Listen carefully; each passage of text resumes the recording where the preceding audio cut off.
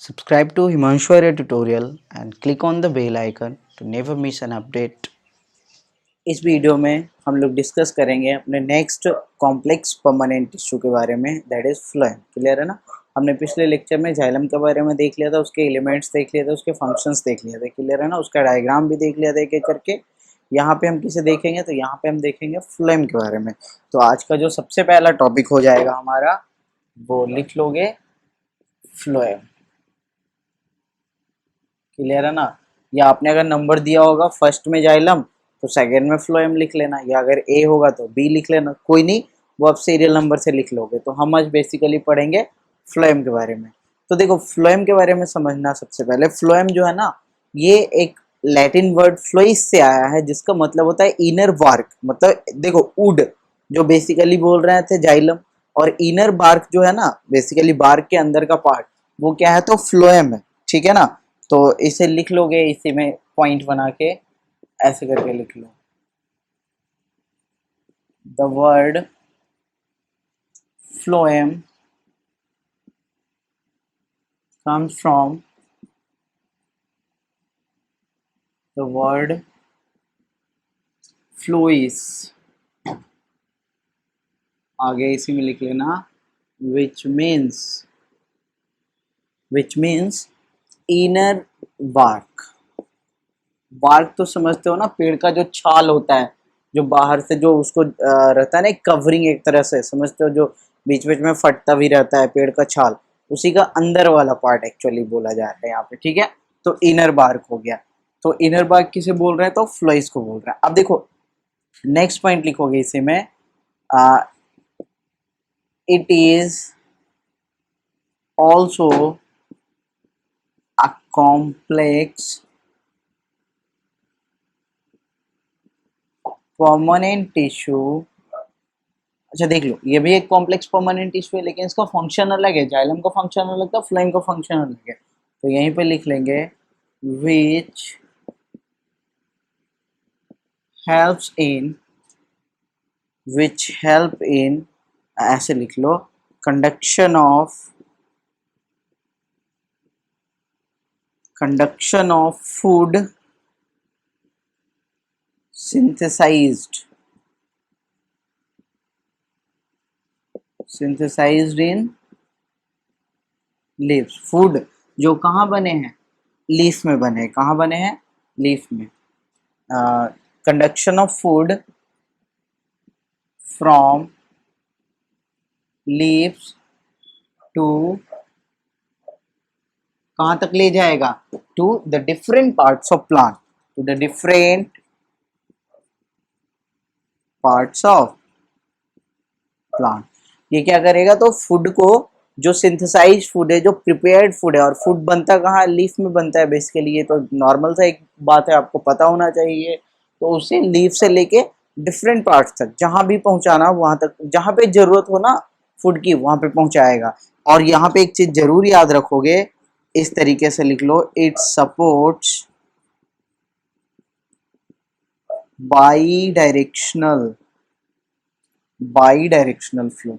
ये देखो, by directional होगा। जाइलम में जो ट्रांसपोर्ट था वो कैसा था, यूनि डायरेक्शनल था। जरूर याद रखोगे, जाइलम फ्लोएम में जब डिफरेंस पूछा जाएगा तो उसमें ये पॉइंट जरूर लिखना हमें, ये बाई डायरेक्शनल फ्लो करेगा, यानी ऊपर से नीचे, नीचे से ऊपर भी। और साथ साथ एक चीज और ध्यान देना, ये जो कंडक्शन ऑफ फूड है ना, कंडक्शन ऑफ फूड, ध्यान से देखो, ये जो पॉइंट है ना, कंडक्शन ऑफ फूड, इसे हम एक और नाम से जानते हैं, conduction of food from leaf to different parts of plant.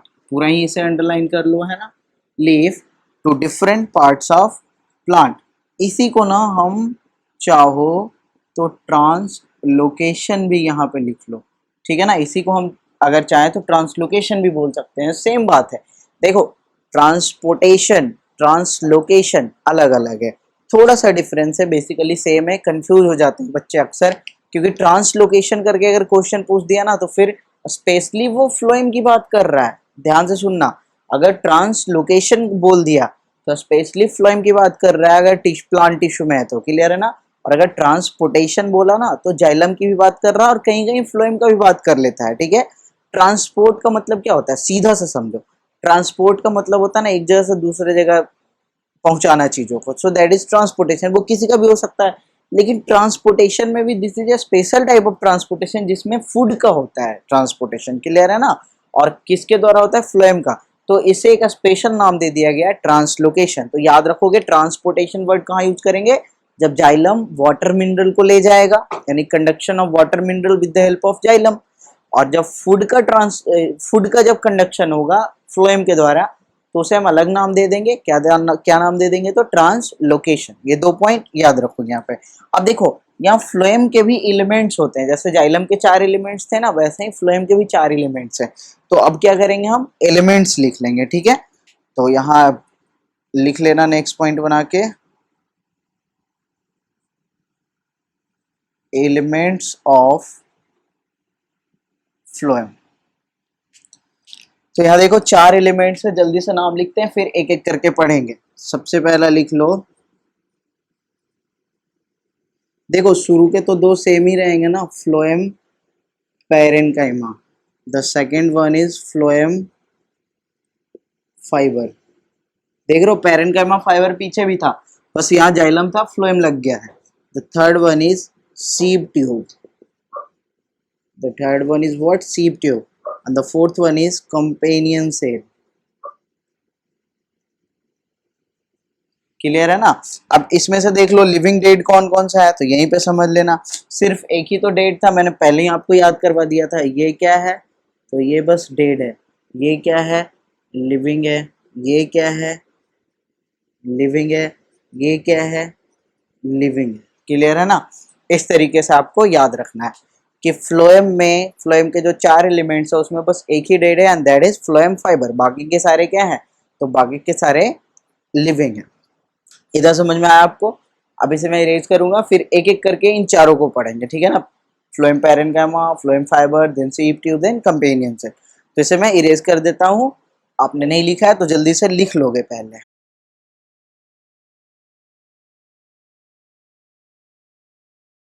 आपको जब भी लिखने की जरूरत हो, आप या तो स्क्रीनशॉट ले लिया करो या फिर वीडियो को पॉज करो और लिख लिया करो। ऑनलाइन पढ़ने का कुछ तो फायदा होना चाहिए ना।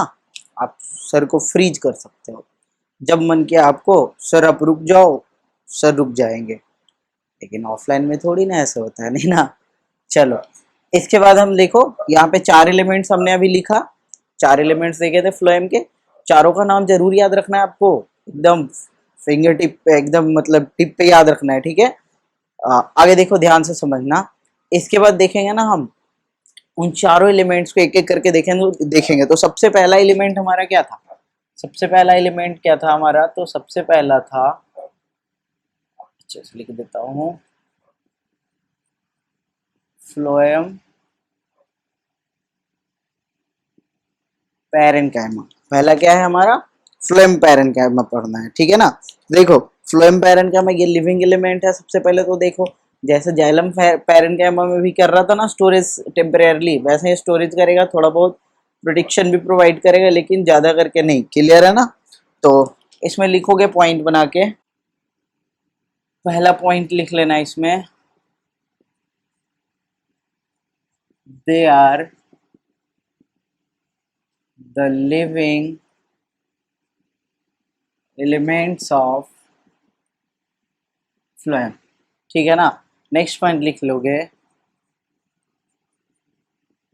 they help in storage and conduction of food। अब देखो कंडक्शन की जहां पे बात आई ना, तो ये कंडक्शन में भले ही हेल्प करता है, लेकिन मेन कंडक्टिंग एलिमेंट नहीं कहलाएगा ये फ्लोएम का। फ्लोएम का मेन कंडक्टिंग एलिमेंट तुम्हारा कहलाएगा सीव ट्यूब, जिसे हेल्प करेगा कंपेनियन सेल। लेकिन बेसिक जो अगर पूछा जाए, डायरेक्ट क्वेश्चन पूछा जाए कि which of the following is the main conducting element of phloem, तो सीधा सा आंसर होगा सीव ट्यूब। क्योंकि देखो उसी के अंदर तो ट्यूब जैसा नाम आ रहा है, नहीं, वो एक ट्यूब जैसा स्ट्रक्चर होगा, सारे चीजों का उसी के थ्रू होगा। बाकी सब बस उसे हेल्प करेगा एक तरह से, तो ये भी हेल्प कर रहा है। और साथ साथ यहाँ पे चाहो ना तो लिख सकते हो, ये जो कंडक्शन कर रहा है ना, तो ये कैसा कंडक्शन करेगा ना, तो ये एक स्लो कंडक्शन करेगा। कैसा कंडक्शन करेगा, स्लो कंडक्शन करेगा, ठीक है ना। तो storage and slow conduction of food basically, ठीक है ना, या कंडक्शन कैसा, तो स्लो कंडक्शन होगा यहाँ पे। आया समझ में इतना? एक पॉइंट और इसी में लिख लोगे, या रहने दो, इतना ही काफी है। ऐसे लिख लो थीन सेल वॉल, या ऐसे लिख लो दे हैव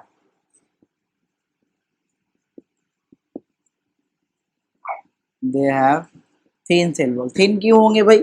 पैरेन्काइमा है भाई। आनंद समझ में? अभी तो मतलब समझ रहे हो ना, लिविंग है, डेड होने वाला है, याद करो ना, ये पैरेन्काइमा, कोलेन्काइमा, स्क्लेरेन्काइमा। कोलेन्काइमा तक तो लिविंग ही था।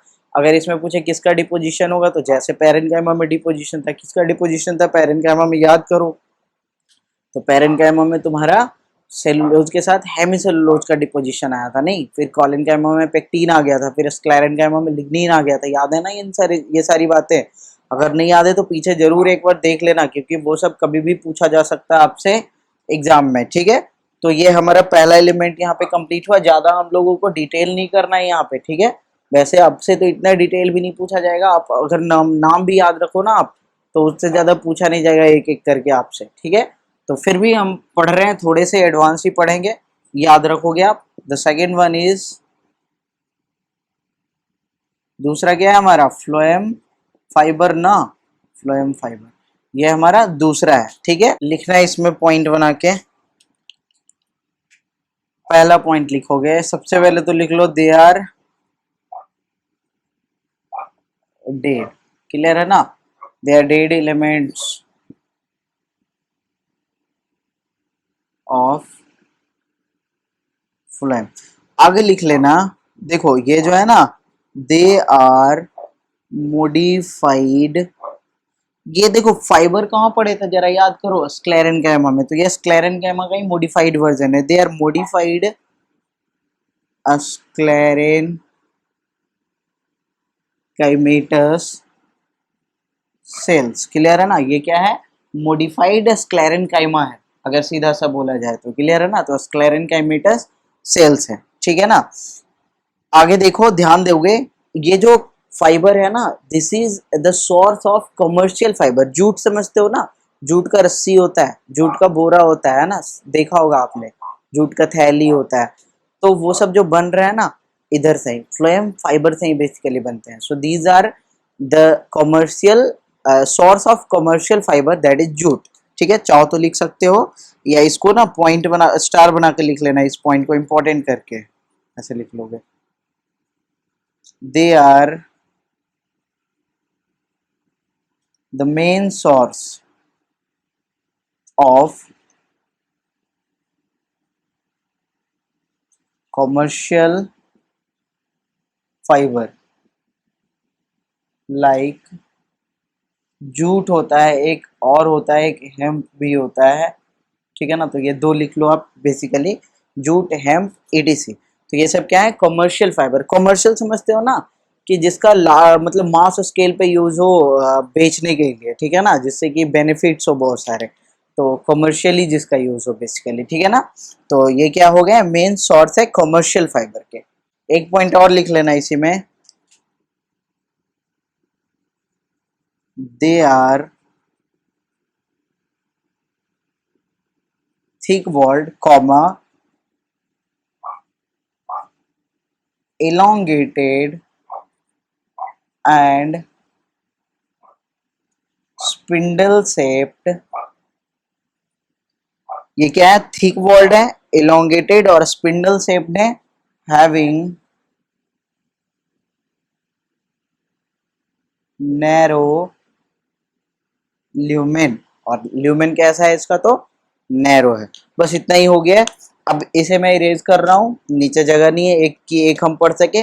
अब उसके बाद हम देखेंगे the third one, that is सीप ट्यूब, जो कि मेन कंडक्टिंग एलिमेंट है तुम्हारा फ्लोएम का, ठीक है ना? और साथ साथ companion cell actually sieve tube को हेल्प करता है, क्योंकि अभी थोड़ी देर में पढ़ोगे ना, आपकी सीप ट्यूब में ना न्यूक्लियस ही नहीं होता है। तो बिना न्यूक्लियस के इन सब चीज, मतलब सारे फंक्शंस को कंट्रोल करना, प्लस ये एक्टिव ट्रांसपोर्ट भी है, तो एनर्जी भी बनाना पड़ेगा।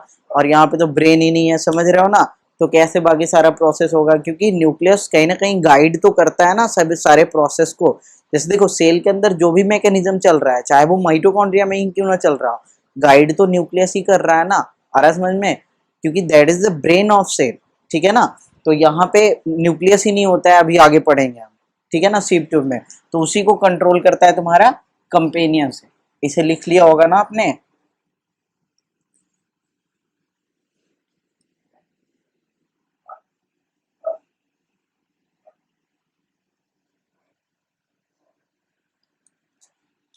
तीसरा हेडिंग डालोगे यहाँ पे, नहीं, थर्ड नंबर क्या है हमारा, तो थर्ड वन इज सीप ट्यूब। क्लियर है ना। अब देखो इसे समझोगे, सीप ट्यूब में क्या है, ये जो सेल्स होते हैं ना, लॉन्ग होते हैं, इलोंगेटेड होते हैं, सिलेंड्रिकल ट्यूब लाइक स्ट्रक्चर का फॉर्मेशन करता है बेसिकली। ढेर सारे सेल्स ऐसे, एक हुआ, इसके ऊपर दूसरा, उसके ऊपर तीसरा, ऐसे करके अरेंज होता है। लास्ट में मैं फिगर भी बना के दिखा दूंगा आपको, चारों का एक साथ ही, ठीक है। तो एक दूसरे पे अरेंज होते हैं, और जब एक एक सेल के ऊपर दूसरा सेल अरेंज होता है ना, तो बीच में उसमें परफोरेशंस होते हैं। तो वो जो परफोरेशंस होते हैं ना, तो वहां पे एक सीप ट्यूब प्लेट का फॉर्मेशन करता है, आ रहा समझ में। तो वो सीप ट्यूब प्लेट बनता है और एक ट्यूब लाइक स्ट्रक्चर बन जाता है ओवरऑल, जिसमें बीच बीच में क्या है, परफोरेशंस है। तो क्या हो रहा है, यानी इस तरीके से है। चलो मैं दिखा देता हूँ आपको। वैसे मैं दूसरा डायग्राम फिर से बना दूंगा, आप देखने की कोशिश करोगे। देखो जैसे मान लो ये एक हुआ, तो यहाँ पे ये जैसे अटैच है ना, तो इसमें क्या है ना कि छोटे छोटे ऐसे परफोरेशंस लगे हुए हैं। परफोरेशन समझ रहे हो ना, छोटे छोटे छेद है।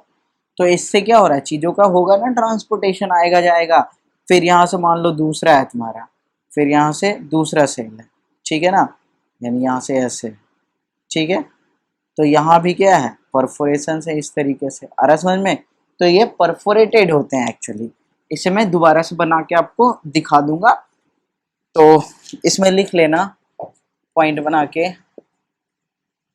They are long elongated cylindrical cells which form a tube like a structure।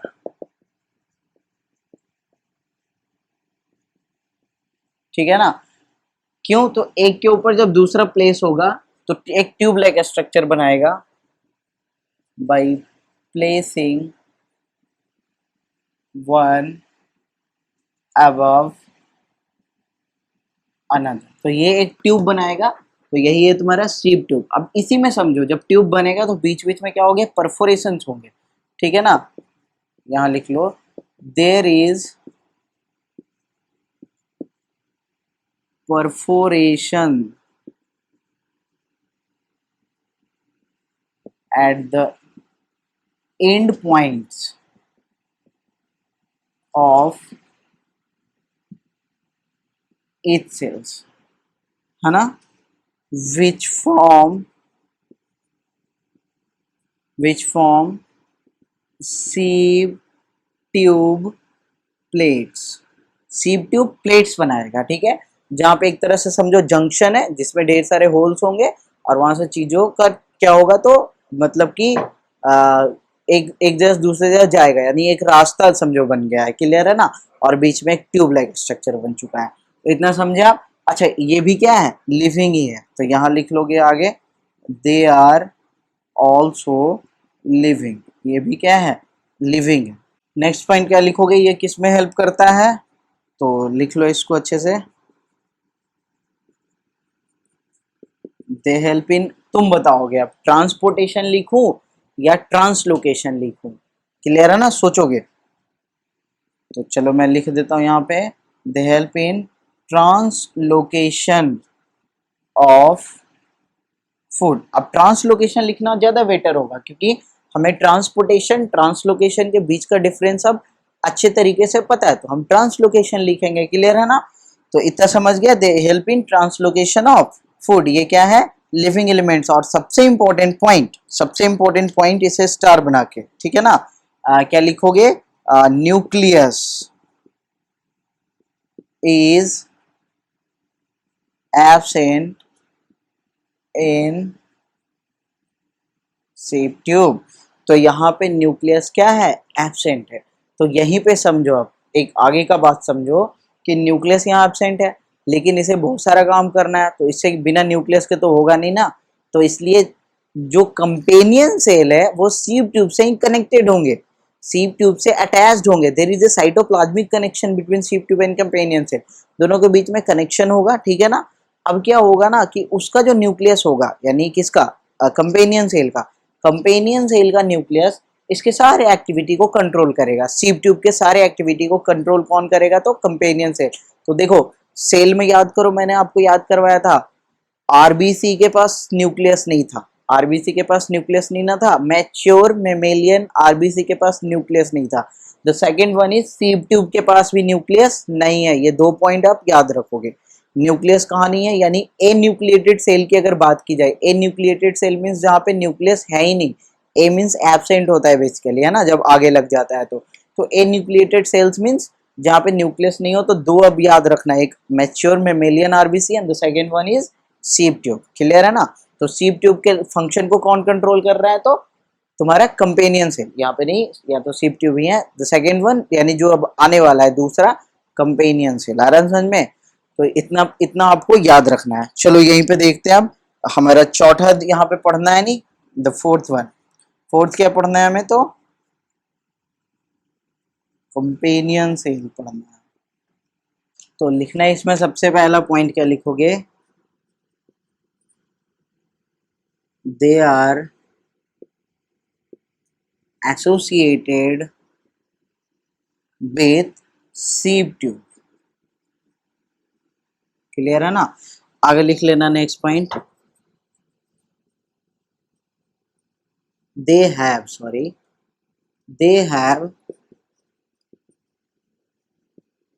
thin cell wall, comma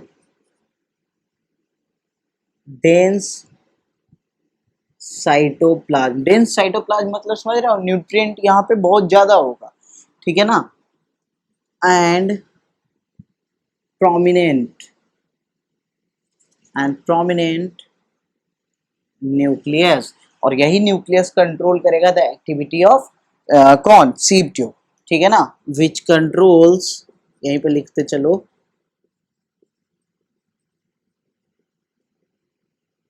which controls the activity of sieve tubes. Clear है ना। ये देखो क्या है ना कि ये जो इसके सेल्स है ना, ये कहाँ प्रेजेंट होगा, तो सीव ट्यूब के अराउंड ही प्रेजेंट होगा, यानी उसी के बिसाइड प्रेजेंट होगा, उसी के अराउंड बेसिकली प्रेजेंट होगा। और ये कंट्रोल क्या करेगा, तो सीव ट्यूब के एक्टिविटी को कंट्रोल करेगा, ठीक है। इसके बाद क्या करोगे, ऊपर थोड़ा सा इरेज करना है, एक दो पॉइंट्स और रह गए हैं, उसे यहाँ लिख देता हूँ, ठीक है।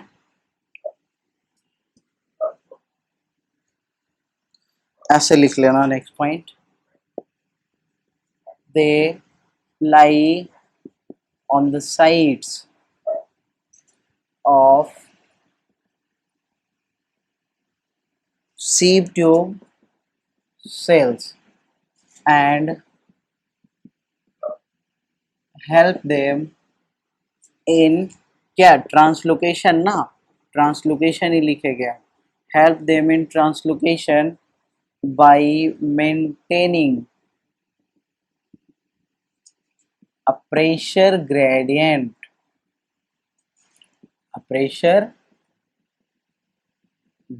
ठीक है ना। और एक स्पेशल पॉइंट लिख लोगे यहाँ पे, special point, the sieve tube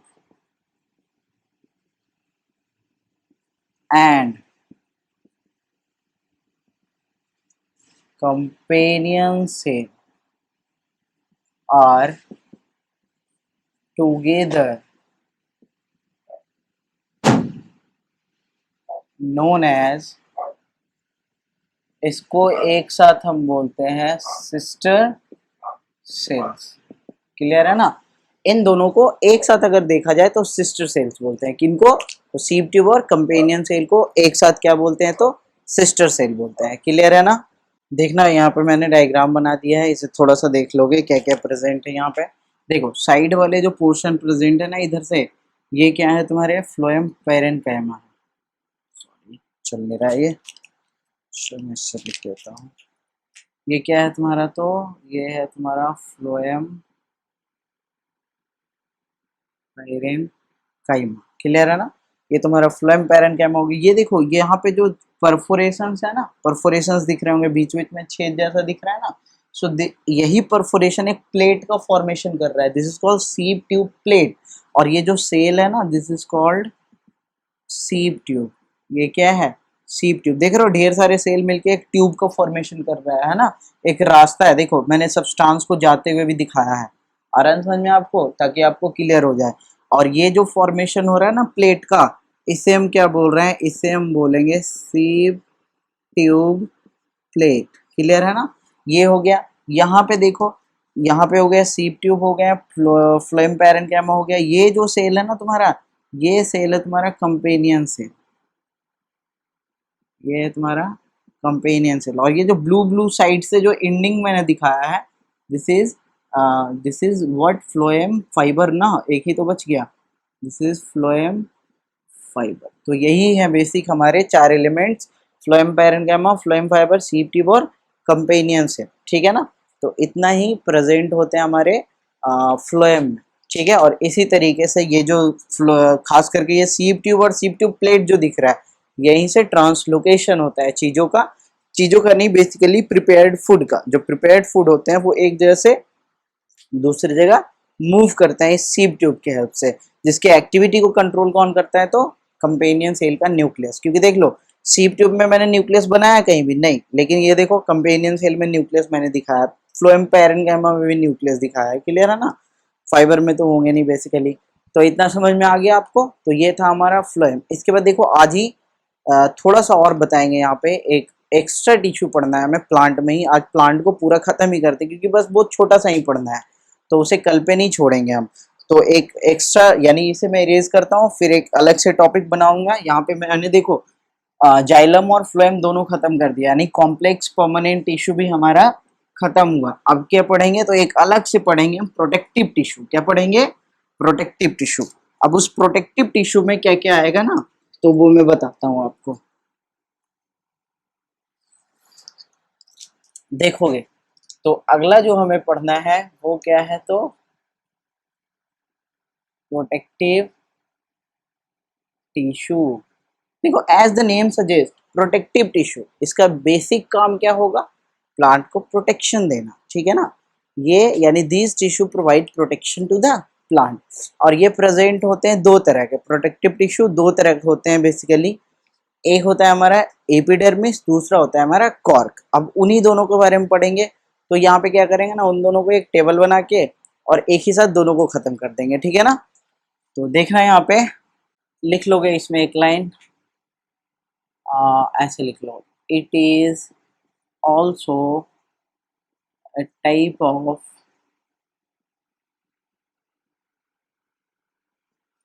permanent tissue which provide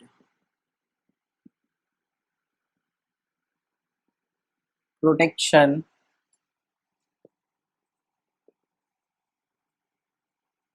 to different parts of plant।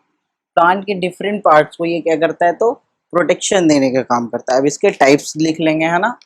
तो सिंपली लिख लो टाइप्स। टाइप्स में लिख लेना पहला एपिडर्मिस और दूसरा लिख लेना कॉर्क। तो ये दो ही पढ़ने हमें प्रोटेक्टिव टिश्यू में, एपिडर्मिस और कॉर्क। और इन दोनों का एक एक करके नहीं, यहाँ पे बेसिकली हम क्या करेंगे, एक टेबल बनाएंगे, एक साइड एपिडर्मिस एक साइड कॉर्क लिखेंगे और दोनों के बारे में वहीं पे पढ़ लेंगे, क्या प्रेजेंट होता है क्या नहीं प्रेजेंट होता है, किस में हेल्प करता है कहाँ पे नहीं करता है। तो मैं क्या करता हूँ, ये पूरा ही मुझे चाहिए लिखने के लिए, मैं इरेज कर देता हूँ और बस इन दोनों को डिफरेंस बना दूंगा आप, है ना? तो यहाँ पे क्या करोगे, एक साइड लिख लो एपिडर्मिस, इधर वाले में लिख लो एपिडर्मिस, बीच में एक लाइन दे दो और इधर क्या लिख लोगे, कॉर्क। ठीक है ना? बस इतना ही पढ़ना है हमें यहाँ पे। और मतलब इसे पढ़ेंगे, इतना ही नहीं पढ़ना है। ये थोड़ा नीचे हो गया, इसे थोड़ा ऊपर करो, कॉर्क। ठीक है ना?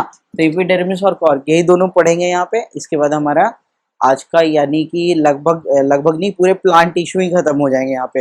नेक्स्ट सेशन से अब हम एनिमल टिश्यू पढ़ेंगे, यानी नया एक तरह से नया चैप्टर पढ़ेंगे। क्योंकि मैंने देखो याद करो मैंने इस चैप्टर को दो भागों में बांटा था, दो बड़े बड़े चैप्टर में है ना, एक एनिमल टिश्यू अलग से, एक प्लांट टिश्यू अलग से। तो ये खत्म हो जाएगा, उसके बाद हम देखेंगे एनिमल वाला देखेंगे। तो लिखना इसमें सबसे पहला पॉइंट लिखोगे एपिडर्मिस में, दे आर लिविंग, यहाँ लिख लो पहला पॉइंट, दे आर डेड। समझो कॉर्क सेल में ही तो सबसे पहले डिस्कवर किया गया था ना रॉबर्ट हुक के द्वारा, so that was a dead cell, clear है ना। लिविंग सेल फिर डिस्कवर किया था एंटोनी वॉन ल्यूवेनहुक ने, अपने सेल पढ़ा है ना। चलो नेक्स्ट पॉइंट लिखोगे, there is deposition of cutin. अब देखो यहाँ एक नया सब्सटेंस आया है क्यूटीन, क्लियर है ना। जैसे सेलुलोज, हेमीसेलुलोज, पेक्टीन, लिग्निन आ रहा था ना, तो वैसे ही क्यूटीन आ रहा है, क्लियर है, कोई प्रॉब्लम नहीं है, बस याद करना है इन सब चीज़ों के बारे में आपको। यहाँ पे क्या लिख लोगे, तो यहाँ पे लिख लोगे देयर इज डिपोजिशन ऑफ सुबेरीन। इस यहाँ पे किसका डिपोजिशन है, सुबेरीन का, यहाँ पे किसका डिपोजिशन है, क्यूटीन का। ये दोनों बात आप याद रखोगे, ठीक है ना। नेक्स्ट लोकेशन से लिख लेना, found in leaves comma younger steam, clear है ना। लीव्स हो गए, यंगर स्टीम हो गए, और साथ ही साथ रूट्स भी लिख लो, etc, क्लियर है ना। और यहाँ पे बस एक लाइन में लिख लोगे ऐसे करके, they are found in older regions of plant, यानी ओल्डर स्टीम हो गए, ओल्डर रूट्स हो गए, ठीक है ना। ये यंगर वाले, ये ओल्डर वाले रीजन में प्रेजेंट होगा, ठीक है ना। नेक्स्ट लिखोगे, the main function of epidermis is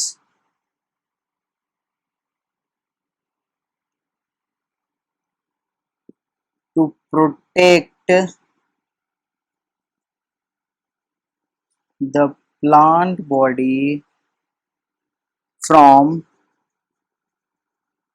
entry of pathogens and paste, clear है ना। साथ ही साथ चाहो तो लिख लेना इसी में, इट ऑल्सो चेक्स, ऐसे करके लिख लो। चेक्स मतलब यहाँ पे कंट्रोल है ना, checks the rate of transpiration. Transpiration समझते हो ना, वाटर लॉस, क्योंकि देखो क्यूटीन जो होगा ना, क्यूटीन एक लेयर बना लेगा, ठीक है ना, एक वैक्सी लेयर फॉर्म करेगा, दैट इज कॉल्ड क्यूटिकल। और क्यूटिकल जो होगा ना, वही रेट ऑफ ट्रांसपीरेशन को गार्ड करेगा, चेक करेगा कि कितना हो रहा है, कितना होना चाहिए, ठीक है ना। तो इस तरीके से ये रेट ऑफ ट्रांसपीरेशन को भी कंट्रोल करेगा, नहीं वाटर लॉस से भी प्लांट को बचाएगा, ठीक है। यहाँ पे चाहो तो यहाँ पे लिख लेना फोर्थ पॉइंट बना के,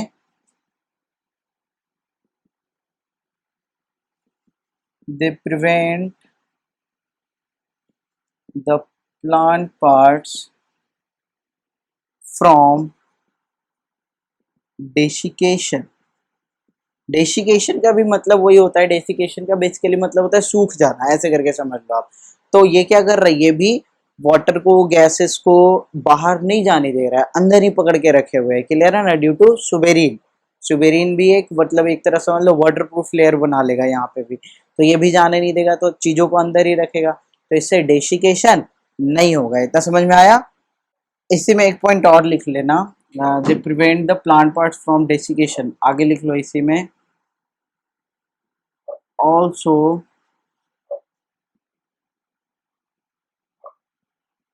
protect, ऐसे लिख लो, also provide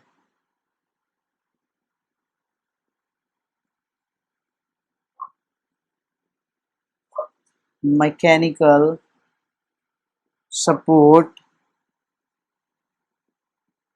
against injury comma extreme temperature etc। ये भी क्या करेगा, एक मैकेनिकल सपोर्ट भी प्रोवाइड करेगा। क्यों कर रहा है वो सब चीजों को समझने की कोशिश करो, क्योंकि यहाँ सुबेरिन जो है ना वो इसे इम्परवियस बना देगा वाटर और साथ ही साथ गैसेस के लिए। यानी सुबेरिन जो है ना ये क्या कर लेगा, तो मेक्स द सेल, चाहो तो यहाँ लिख लेना,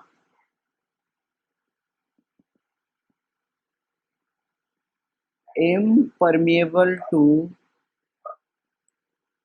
water and गैसेस। ये वाटर और गैसेस के लिए क्या कर देगा, तो सेल को इम्परमेबल बना लेगा। इम्परमेबल तो आप समझते हो ना, तो उससे यानी अंदर के वाटर को अंदर ही स्टोर करके रखेगा, बाहर नहीं जाने देगा, तो डेसिकेशन से बचाया। साथ ही साथ क्या कर रहा है ये, जैसे टेम्परेचर बहुत ज्यादा बढ़ गया तो वहां पे भी वाटर लॉस को नहीं होने देगा, तो उसे भी रोकेगा। अब देखो यहीं पे एक पॉइंट और याद रखना साथ ही साथ कि एपिडर्मिस में ना ढेर सारे छोटे छोटे होल्स प्रेजेंट होते हैं, दैट इज कॉल्ड स्टोमेटा। तो उस पॉइंट को लिख लेना, उस पॉइंट को स्टार मार्क करके लिख लेना इस तरीके से, 5th नंबर है ना, ऐसे लिख लो, they have presence of tiny holes known as, क्या बोलेंगे इसे, स्टोमेटा, विच हेल्प्स इन, देखो ये दो चीजों में हेल्प करता है, इसे ना मैं कलर चेंज करके लिख देता हूँ। Number 1 exchange of gases and number 2, जगह है ना, नंबर 2 लिख लेना, ट्रांसपिरेशन में भी हेल्प करता है, क्योंकि कहीं कहीं जरूरत भी तो है ना वाटर को लॉस करने की। क्योंकि देखो मैंने समझाया भी था आपको, जब एब्जॉर्प्शन हो रहा है वाटर का तो नए नए मिनरल्स भी तो लेके आ रहा है ना। तो अगर वाटर, एक्स्ट्रा वाटर अगर नहीं निकलेगा प्लांट से तो नया वाटर आएगा क्या, कोई चांस ही नहीं है। तो पहले जरूरत है कि एक्स्ट्रा वाटर को वहां से हटाओ, तब ना नया वाटर आएगा, और नया वाटर आएगा तो अकेले नहीं आएगा, मिनरल्स को लेके आएगा, और मिनरल्स की भी जरूरत प्लांट को पड़ती है। तो ये एक्सचेंज ऑफ गैसेस और ट्रांसपिरेशन दोनों में हेल्प करता है। उसी के साथ साथ एक चीज यहाँ भी चाहो तो लिख लेना कि इसमें भी छोटे छोटे होल्स होते हैं present, they have presence of tiny holes known as lenticels. Clear है ना, और लेंटिकल्स से भी थोड़े बहुत तुम्हारे गैसेस एक्सचेंज होते हैं, which help in gases exchange, लिख लो यहीं पे।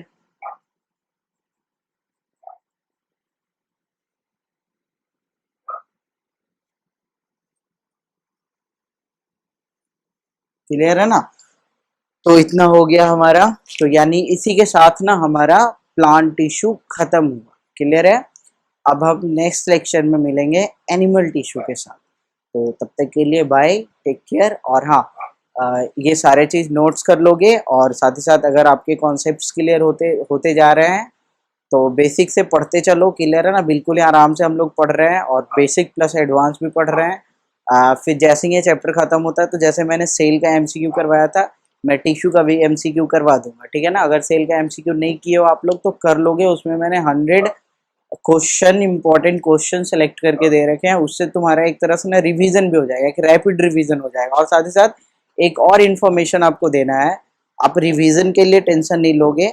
ठीक है, रिवीजन का सीरीज भी मैं लेके आऊँगा, यानी जिसमें हम लोग ना बेसिकली एनसीईआरटी कवर करेंगे, सिर्फ एनसीईआरटी, क्योंकि वो भी तो जरूरी है ना। हमने ऊपर ऊपर पढ़ लिया, आप भी कभी बोल सकते हो सर आप तो मतलब ऐसे पढ़ा रहे हो कि बेसिक समझ में ही नहीं आ रहा, तो एनसीईआरटी भी बिल्कुल पढ़ेंगे।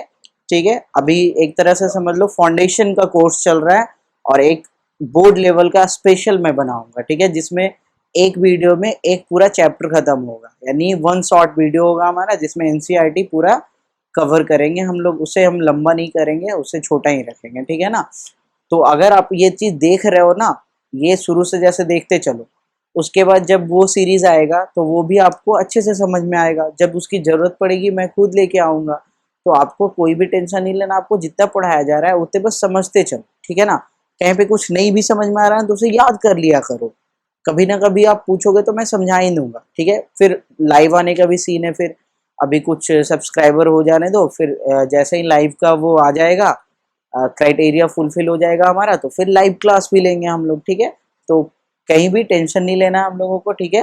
बिल्कुल आराम से पढ़ेंगे, सिलेबस भी कवर करेंगे और साथ ही साथ कम्पिटिटिव लेवल का भी मतलब एक तरह से प्रिपरेशन करते चलेंगे हम, ठीक है ना। तो चलो फिर ठीक है भाई, इसे नोट कर लोगे आप।